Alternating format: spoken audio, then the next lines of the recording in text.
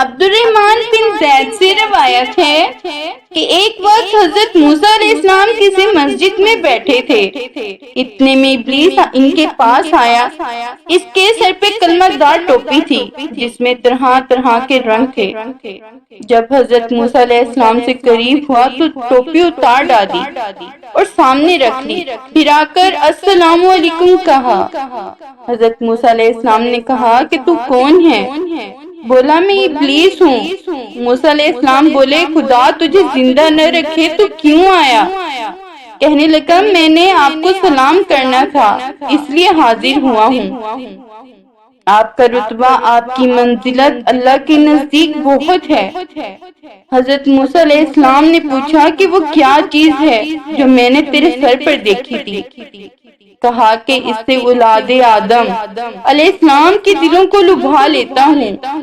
پوچھا کہ بھلے یہ تو بتا کون سا کام ہے جس کے مرتکب ہونے سے تو انسان پہ غالب آ جاتا ہے؟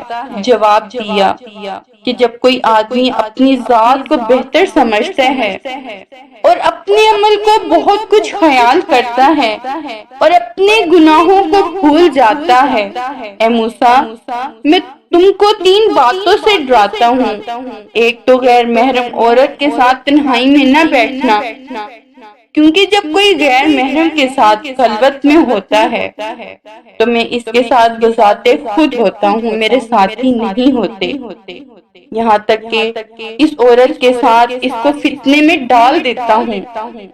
دوسرے اللہ تعالیٰ سے جو عہد کرو اس کو پورا کیا کرو، کیونکہ جب اللہ تعالیٰ سے عہد کرتا ہے تو اس کے ہمراہ اپنے ساتھیوں کو نہیں چھوڑتا، میں خود ہوتا ہوں، یہاں تک کہ اس شخص اور وفائے عہد کے درمیان حائل ہو جاتا ہوں۔ تیسرے جو صدقہ نکالا کرو اسے جاری کر دیا کرو، کیونکہ جب کوئی صدقہ نکالتا ہے اور اسے جاری نہیں کرتا تو میں صدقے اور اس کے اوپر اور اس کے پورا کرنے کے بیچ میں حائل ہو جاتا ہوں۔ یہ کام بذاتے میں خود کرتا ہوں، اپنے ساتھیوں کے ساتھ نہیں آتا۔